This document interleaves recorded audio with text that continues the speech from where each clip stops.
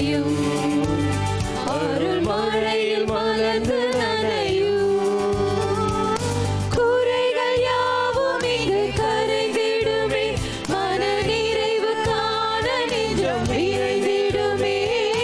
குறைகள் யாவும் இங்கு கரைந்திடுமே, மன நிறைவு காண நெஞ்சம் விரைந்திடுமே. இன்பம் பொங்கும் நாளிலே, இனிய நல்வேளையிலே.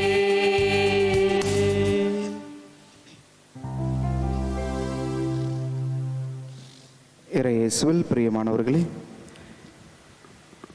ஆலன் ஜேமி ஜித்தனிக்ஸ் இன்று தனது பிறந்த நாளை கொண்டாடுகின்றார். மேலும் ஒவ்வொரு நாளும் நாம் மாலை திருப்பலியிலே மிக சிறப்பாக பங்கு பெற நமக்காக கீபோர்டு வாசித்து பாடல்களை பாடுகின்ற ரவி அண்ணன் இன்று தனது பிறந்த நாளை கொண்டாடுகின்றார். இறைவன் இவர்கள் இருவரையும் நிறைவாய் ஆசிர்வதிக்க இத்திருப்பலியிலே சிறப்பாக ஜெபிப்போம். ஞானராஜ் ஜெசி தம்பதியினர் இன்று தங்களது திருமண ஆண்டு விழாவை கொண்டாடுகின்றார்கள். இறைவன் இந்த குடும்பத்தை நிறைவாய் ஆசிர்வதிக்க குழந்தை செல்வத்தை கொடுக்க இத்திருப்பலியிலே சிறப்பாக ஜெபிப்போம். மேலும் மரித்த Mona Absalom, Leo Fernando, B K. Joseph, Vasanthi Stephen இவர்களுடைய ஆன்மாக்கள் இறைவனில் நித்திய இளைப்பாறுதலடைய இத்திருப்பலியிலே சிறப்பாக ஜெபிப்போம். மூவொரு இறைவனின் திருப்பெயரால் இத்திருப்பலியை நாம் துவங்குவோம். தந்தை மகன் தூயாவியாரின் பெயராலே.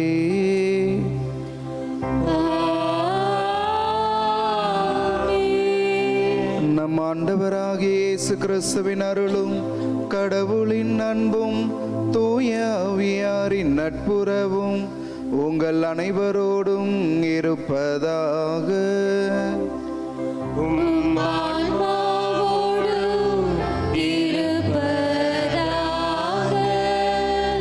தகுதியான விதத்திலே இந்த திருப்பலியிலே பங்கு பெற நாம் செய்த எல்லா பாவங்களுக்காக மனம் வருந்தி இறைவனிடம் மன்னிப்பை வேண்டுவோம்.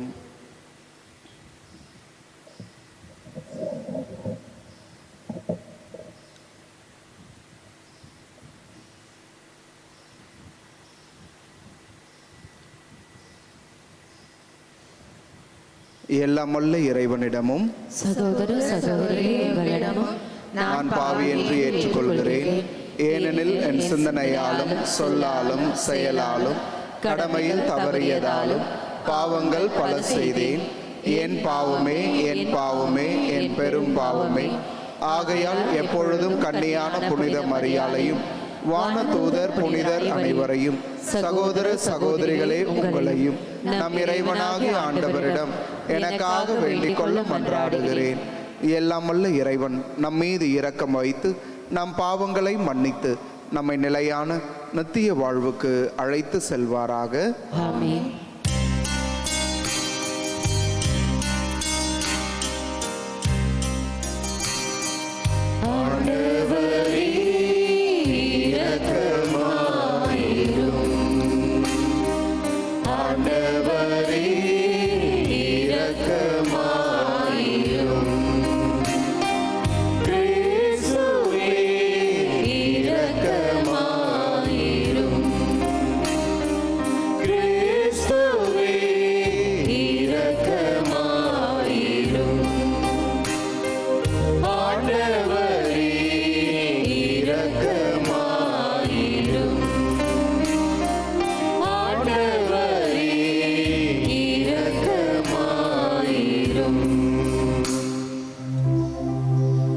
மன்றாடுவோமாக. ஆண்டவரே, உமது குடும்பத்தை இடையறாத பரிவிரக்கத்தால் காத்தருள உம்மை வேண்டுகின்றோ. அதனால் விண்ணக அருளை மட்டுமே எதிர்நோக்கியுள்ள இக்குடும்பம் உமது நிலையான பாதுகாவலால் என்றும் உறுதி அடைவதாக. உம்மோடு தூயாவியாரின் ஒன்றைப்பில் இறைவனா என்றென்றும் வாழ்ந்து ஆட்சி செய்கின்ற அவர் வழியாகவே உம்மை மன்றாடுகின்றோ.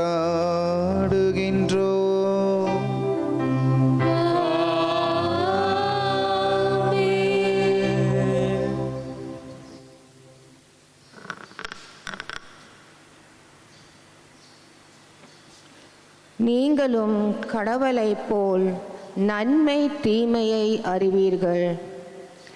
தொடக்க நூலிலிருந்து வாசகம். அதிகாரம் 3, இறைவசனங்கள் 1 முதல் 8 வரை.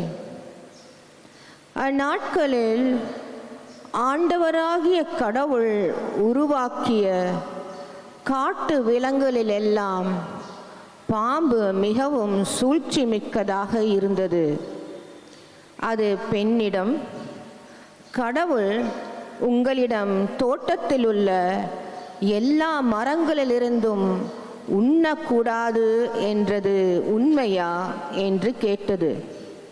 பெண் பாம்பிடம், தோட்டத்தில் இருக்கும் மரங்களின் பழங்களை நாங்கள் உண்ணலாம், ஆனால் தோட்டத்தின் நடுவில் உள்ள மரத்தின் கனியை மட்டும் நீங்கள் உண்ணக்கூடாது, அதை தொடவும் கூடாது, மீறினால் நீங்கள் சாவீர்கள் என்று கடவுள் சொன்னார் என்றாள்.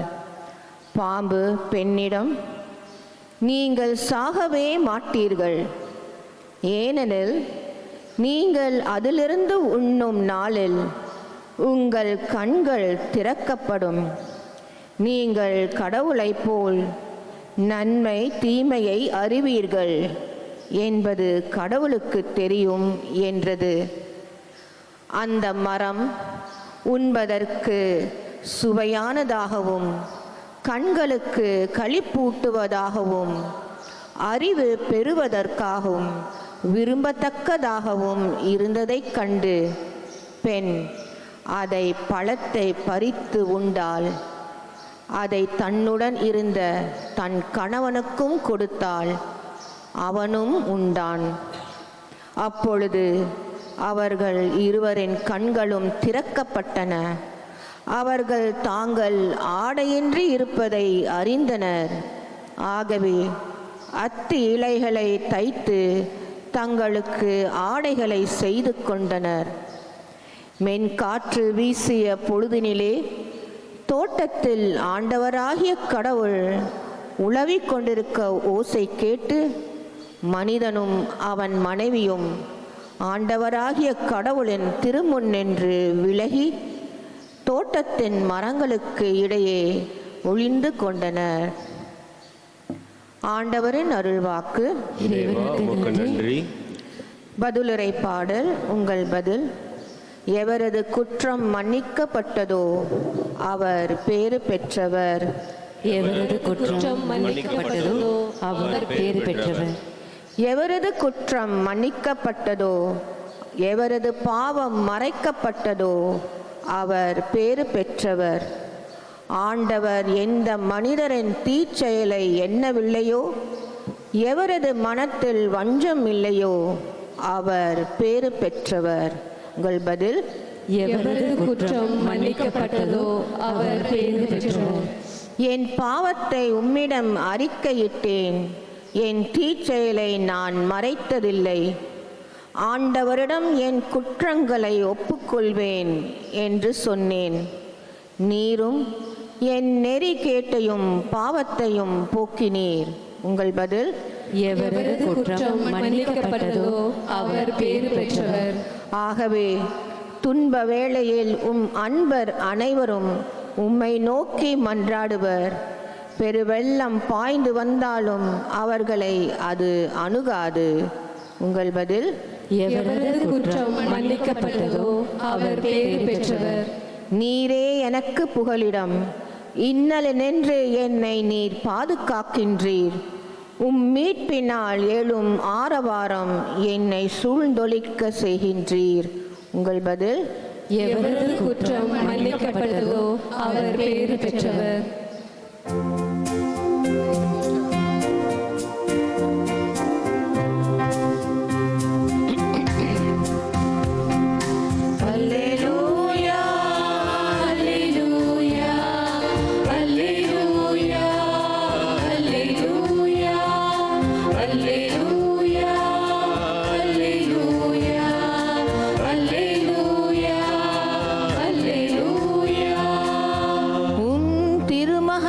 சொற்களை எங்கள் மனதில்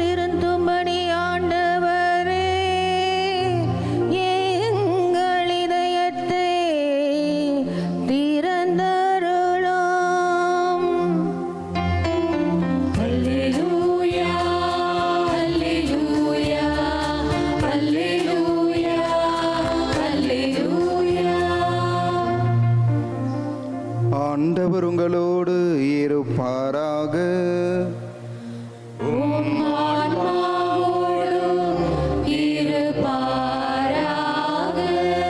மார்க்கு எழுதிய தூய நற்செய்தியிலிருந்து வாசகம்.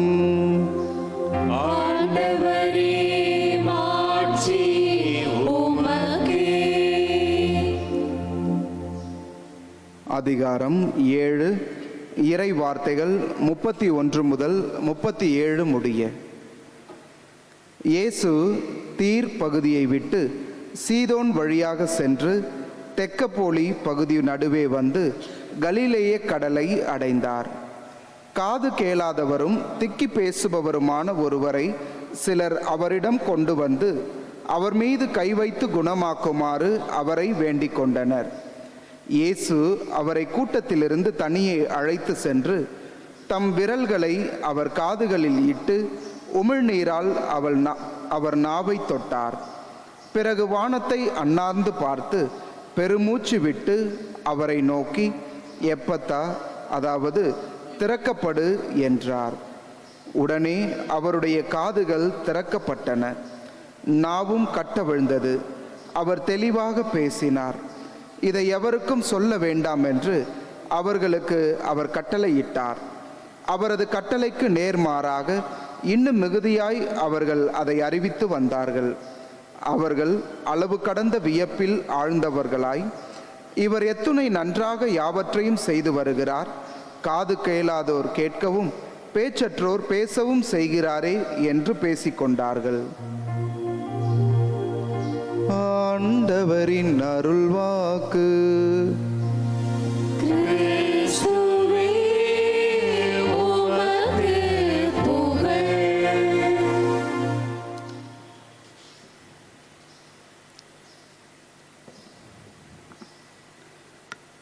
இறையேசுவில் பிரியமானவர்களே, இன்றைய முதல் வாசகம் எல்லாருக்குமே ரொம்ப பரிச்சயமான ஒன்று. இதை கேட்காதவங்க, இதை கதையாக சொல்லாதவங்க இங்கே யாருமே இருக்க முடியாதுன்னு நம்புகிறேன். கரெக்டு தானே? ஆதாம் ஏவாள் அந்த மரத்தினுடைய கனியை பறித்து உண்ட அந்த நிகழ்வை நாம் வாசிக்க கேட்டோம். சரி, எவ்வளவு கரெக்டாக சின்ன வயசுலேருந்து கேட்டிருக்கோம் அப்படின்னு சொல்லி செக் பண்ணிடலாம். ஆண்டவராகிய கடவுள் தோட்டத்துக்கு நடுவில், தோட்டம் அப்படின்னு சொன்னாலே நிறைய மரங்கள் இருக்கணும். தோட்டத்துக்கு நடுவில் எத்தனை மரத்தை வைத்தார்? தோட்டத்தின் நடுவில். பார், சைலண்ட் ஆயிடுச்சு. சின்ன வயசுலேருந்து இந்த கதையை கேட்டிருக்கீங்களா? ஒரு மரமா? யாராவது பைபிள் வச்சிருக்கிறீங்களா? 2வது அதிகாரம் 9வது வசனம் வாசிங்க. நிறைய டைம் நம்ம சின்ன வயசில் கேட்ட கதைகளுக்காக சேர்த்து கொண்ட ஒரு சில பகுதிகளை மட்டுமே திரும்ப திரும்ப கேட்டுக்கிட்டு இருக்கிறோம். தோட்டத்துக்கு நடுவில் எத்தனை வைக்கிறாருன்னு பாருங்க. 9வது வசனம் நானே வாசிட்டுமா? ஆண்டவராகிய கடவுள் கண்ணுக்கு அழகானதும் உண்பதற்கு சுவையானதுமான எல்லா வகையான மரங்களையும் வைத்தார்.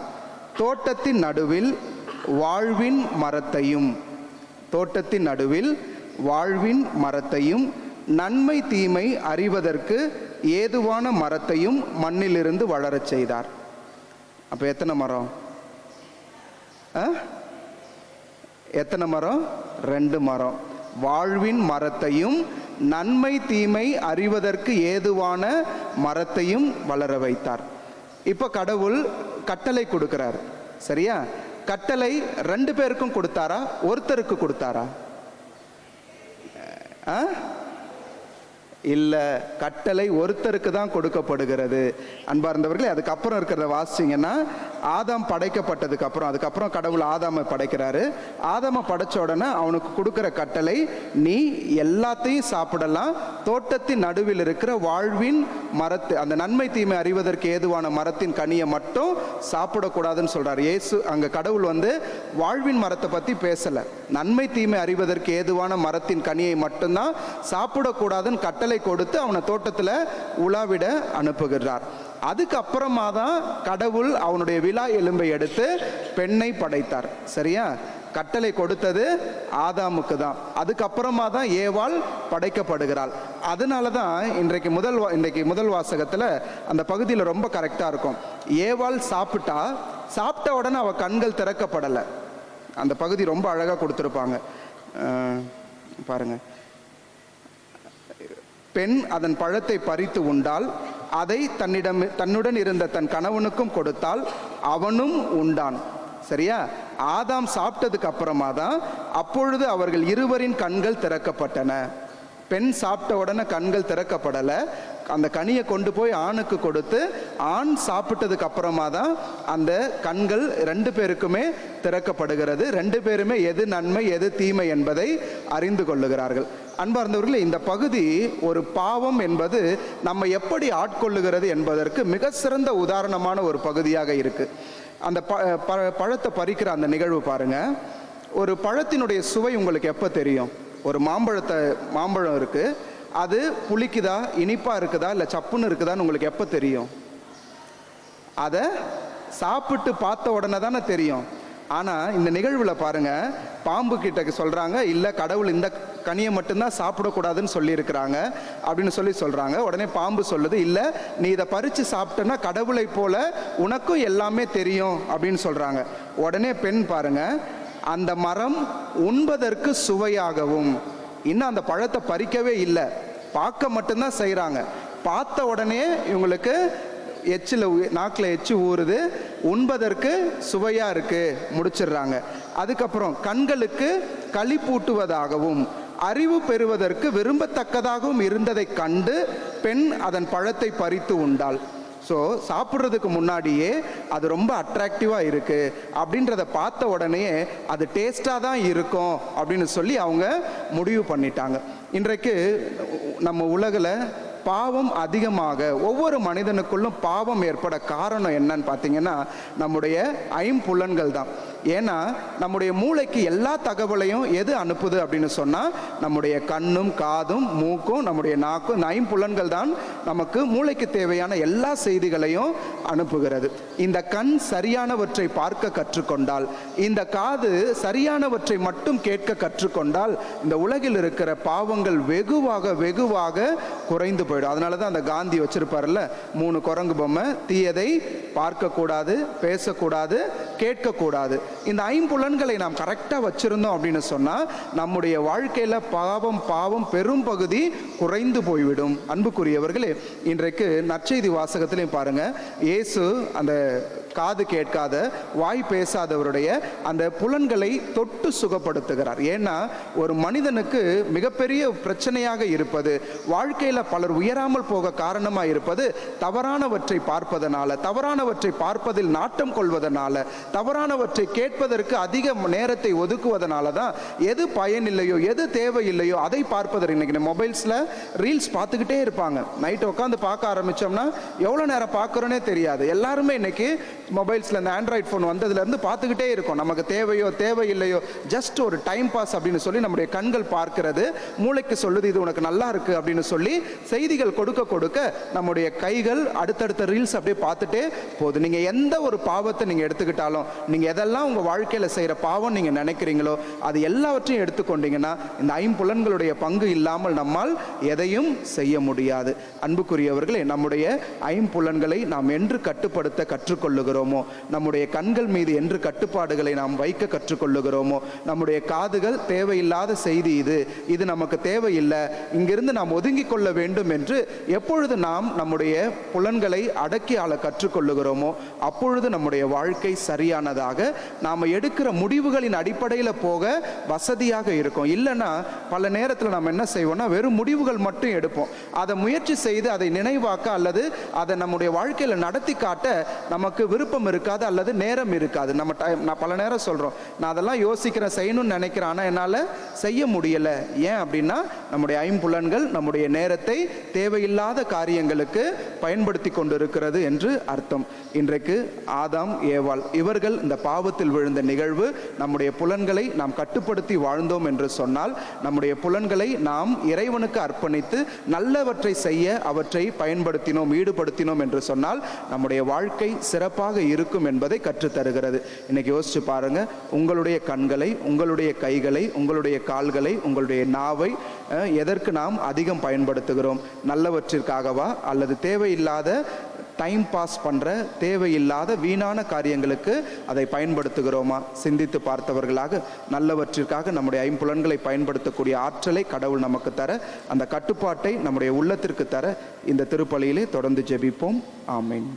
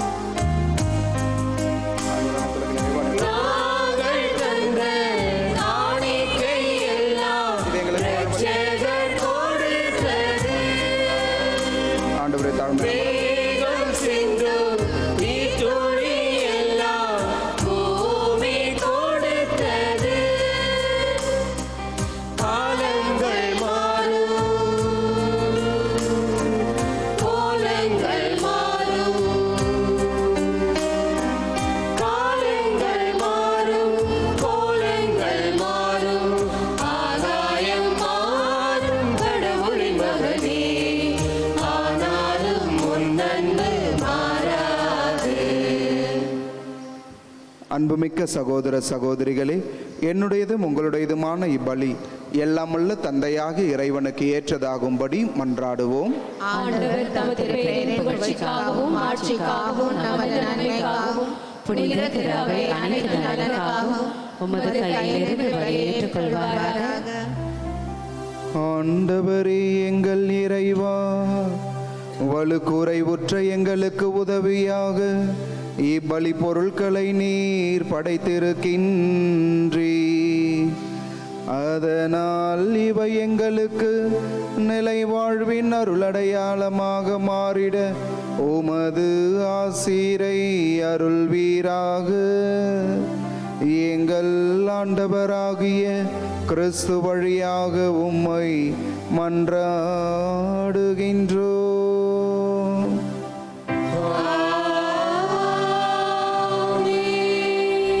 ஆண்டவர் உங்களோடு இருப்பாராக.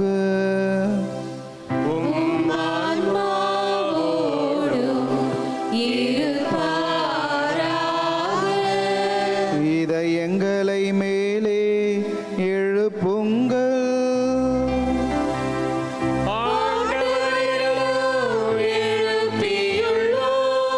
நம் இறைவனாகிய ஆண்டவருக்கு நன்றி கூறுவோம்.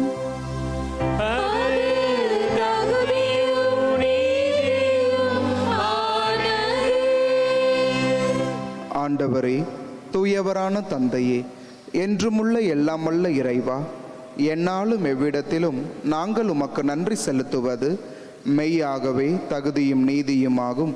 எங்கள் கடமையும் மீட்புக்கு உரிய செயலுமாகும். உமது நன்மை மிகுதியால் எங்கள் ஆண்டவராகிய கிறிஸ்து வழியாக நீர் மனிதராகிய எங்களை படைத்தீர். நாங்கள் நீதியின்படி தண்டனைக்கு உரியவராயினும் உமது இரக்க மிகுதியினால் எங்களை மீட்டருளினீர். அவர் வழியாகவே உமது மாண்பை வானதூதர் புகழ்கின்றனர். தலைமை தாங்குவோர் உம்மை வழிபடுகின்றனர்.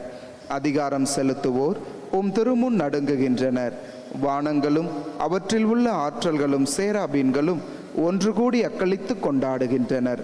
அவர்களோடு எங்கள் குரலையும் சேர்த்து கொள்ளுமாறு நாங்கள் உம்மை தாழ்மையுடன் இறைஞ்சி புகழ்ந்து சொல்வதாவது: தூயவர், தூயவர், தூயவர், வான்படைகளின் கடவுளாம் ஆண்டவர். விண்ணகமும் மண்ணகமும் உமது மாட்சியால் நிறைந்துள்ளனர். உன்னதங்களிலே ஓசன்னா. ஆண்டவர் பெயரால் வருகிறவர் ஆசி பெற்றவர். உன்னதங்களிலே ஓசன்னா.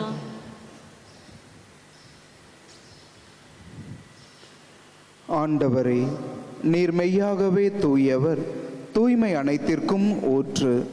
ஆகவே உம்முடைய ஆவியை பொழிந்து இக்காணிக்கைகளை தூய்மைப்படுத்த உம்மை வேண்டுகின்றோம். இவ்வாறு எங்கள் ஆண்டவர் இயேசு கிறிஸ்துவின் உடலும் இரத்தமுமாக எங்களுக்கு இவை மாறுவனவாக. அவர் பாடுபட உளம் கனிந்து தம்மை கையளித்த போது அப்பத்தை எடுத்து நன்றி செலுத்தி அதை பிட்டு தம் சீடர்களுக்கு அளித்து இயேசு கூறியதாவது: அனைவரும் இதிலிருந்து பெற்று உண்ணுங்கள், ஏனெனில் இது உங்களுக்காக கையளிக்கப்படும் என் உடல்.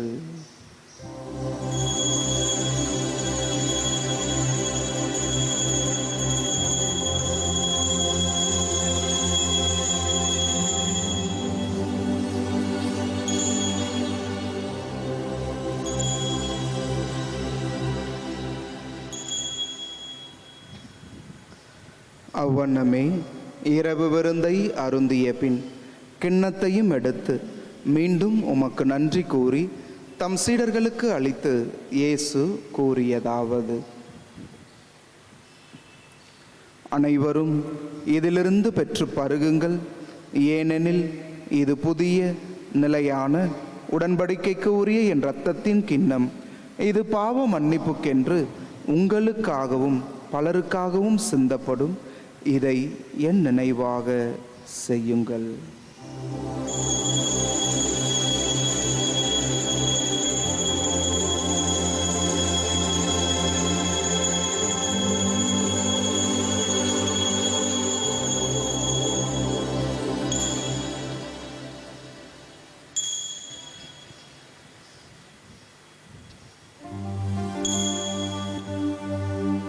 நம்பிக்கையின் மறை பொருள்.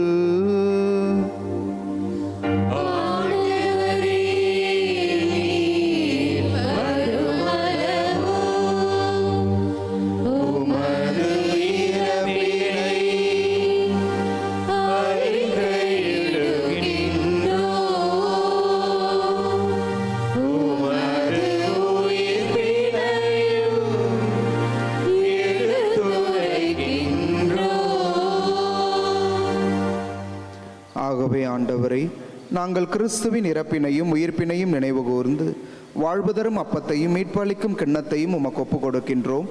உம் திருமுன் நின்று உமக்கு ஊழியம் புரிய தகுந்தவர்கள் என எங்களை ஏற்றுக்கொண்டீர். எனவே உமக்கு நன்றி செலுத்துகின்றோம். கிறிஸ்துவின் உடலிலும் இரத்தத்திலும் பங்கு கொள்ளும் எங்களை தூய ஆவியார் ஒன்று சேர்க்க வேண்டுமென உம்மை தாழ்மையுடன் மன்றாடுகின்றோம். ஆண்டவரே, உலகெங்கும் பரவியிருக்கும் அது திரு அவையை நினைவு கூர்ந்தருளும். எங்கள் திருத்தந்தை பிரான்சிஸ், எங்கள் பேராயர் ஜார்ஜ் ஆண்டகை, எல்லா திருநிலையினர் ஆகிய அனைவரோடும் உமது திரு அவை அன்பில் நிறைவு பெறச் செய்தருளும். உயிர்த்தெழும் எதிர்நோக்குடன் துயில் கொள்ளும் எங்கள் சகோதரர் சகோதரிகளையும் இறந்தோர் அனைவரையும் இரக்கத்துடன் நினைவு கூர்ந்து உமது திருமுக ஒளியினுள் ஏற்றருளும். எங்கள் அனைவர் மீதும் இரக்கமாயிரும். கடவுளின் கன்னித்தாயான புனித மரியா, அவருடைய கணவரான புனித யோசேப்பு, புனித திருத்தூதர்கள், இவ்வுலகில் உமக்கு உகந்தவராய் இருந்தோர் ஆகிய புனிதர் அனைவருடனும் நாங்கள் நிலை வாழ்வில் பங்கு கொள்ளும் தகுதி பெற்று உம் திருமகன் இயேசு கிறிஸ்து வழியாக உம்மை புகழ்ந்தேத்தும் மரமருள உம்மை மன்றாடுகின்றோம்.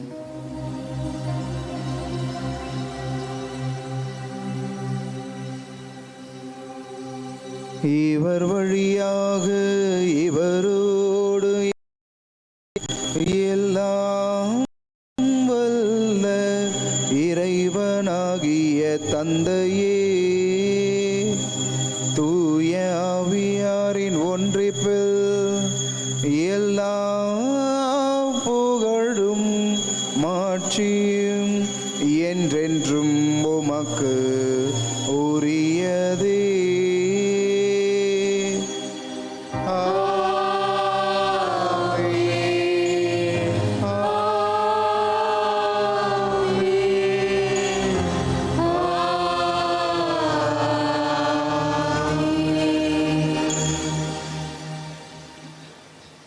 ஆண்டவர் இயேசு நமக்கு கற்றுக் கொடுத்த ஜெபத்தை கரங்களை விரித்து சேர்ந்து ஜெபிப்போம்.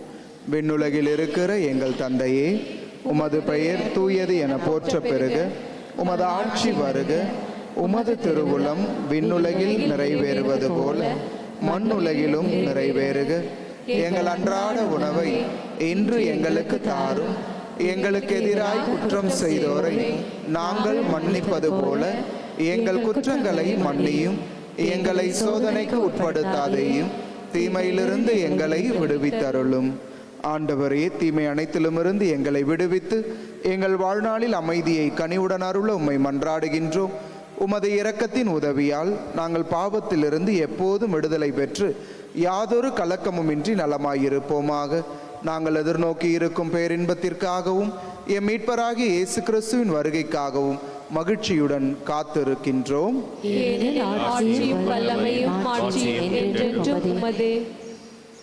ஆண்டவரே இயேசு கிறிஸ்துவே, அமைதியை உங்களுக்கு விட்டு செல்லுகிறேன், என் அமைதியை உங்களுக்கு அளிக்கிறேன் என்று உமது திருத்தூதர்களுக்கு மொழிந்தீரே. எங்கள் பாவங்கள் குற்றங்கள் குறைகளை பாராமல் உமது திரு அவையின் நம்பிக்கையை கண்ணோக்கி உமது திருவுளத்திற்கு ஏற்ப எங்களுக்கு அமைதியையும் ஒற்றுமையையும் அளித்தருள்வீராக. என்றென்றும் வாழ்ந்து ஆட்சி செய்கின்றவர் நீரே. ஆண்டவருடைய அமைதி உங்களோடு என்றும் இருப்பதாக. இறைவன் நமக்கு தருகிற நிறைவான அமைதியை நம் அருகில் இருப்போரோடு பகிர்ந்து கொள்வோம்.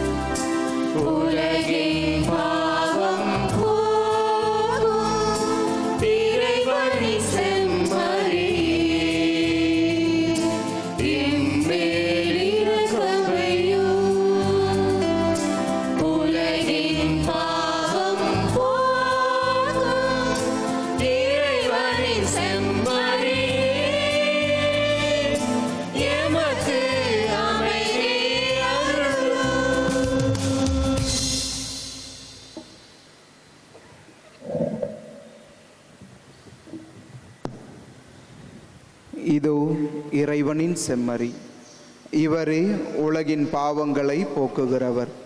இந்த செம்மறி தருகின்ற அன்பின் விருந்திற்கு அழைக்க பெற்றிருக்கிற நாம் ஒவ்வொருவருமே பேறு பெற்றோர். ஆனால் ஒரு வார்த்தை மட்டும் சொல்லியருளும், எனது ஆன்மா நலமடையும். கிறிஸ்துவின் திருடலும் திருரத்தமும் நம்மை பாதுகாத்து நமக்கு நிலை வாழ்வு அளிப்பதாக. ஆமென். அன்பிற்கினியவர்களே, இது நற்கருணை வழங்கும் நேரம். தகுதியுள்ள கத்தோலிக்க கிறிஸ்தவர்கள் மட்டும் முன்வந்து பெற்றுக்கொள்ளவும். மற்ற மத சபைகளை சார்ந்த சகோதர சகோதரிகள் இருக்கும் இடத்திலே அமர்ந்து இறைவனை வேண்டுங்கள். நன்றி. Dear brothers and sisters, now it is time for receiving Holy Communion. We request only the Roman Catholic who have prepared themselves to take part worthily to come and receive the Holy Communion. Others, kindly remain in your place and worship the Lord in silence. Thank you.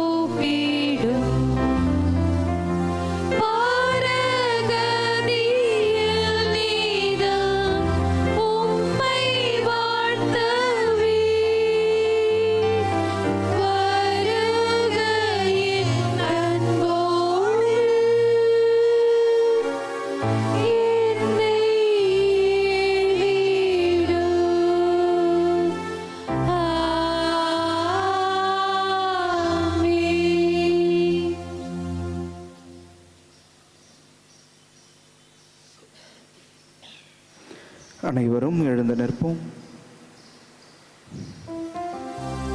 நன்றியோடு மன்றாடுவோமாக. இறைவா, ஒரே அப்பத்திலும் ஒரே கிண்ணத்திலும் நாங்கள் பங்கேற்க திருவுளமானீரே. அதனால் கிறிஸ்துவுக்குள் நாங்கள் ஒன்றிணைக்க பெற்று உலகின் மீட்புக்காக நற்கனி தந்து என்றும் மகிழ்ந்து வாழ அருள் புரிவீராக. எங்கள் ஆண்டவராகிய கிறிஸ்து வழியாக உம்மை மன்றாடுகின்றோ.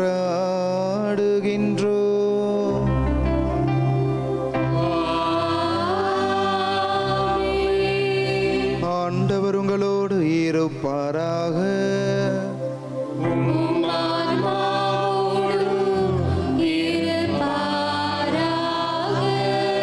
எல்லாம் வல்ல இறைவன் தந்தை, மகன், தூயாவியானவர் நம் ஒவ்வொருவரையும் நிறைவாய் ஆசீர்வதிப்பாராக.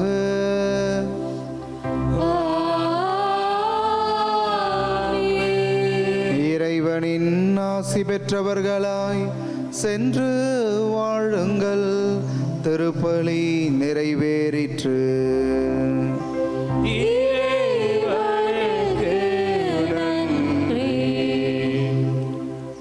புனித தோமையாரின் பரிந்துரை வேண்டி ஜெபம்.